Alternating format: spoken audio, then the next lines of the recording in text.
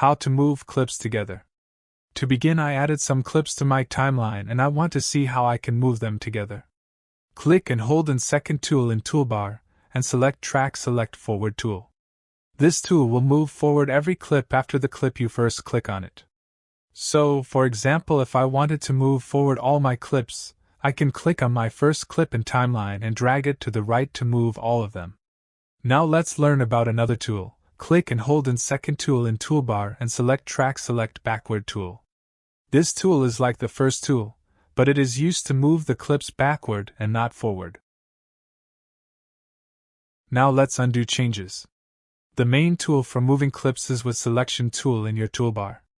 Select the clips you want to move, then drag one of them and drop to wherever you want.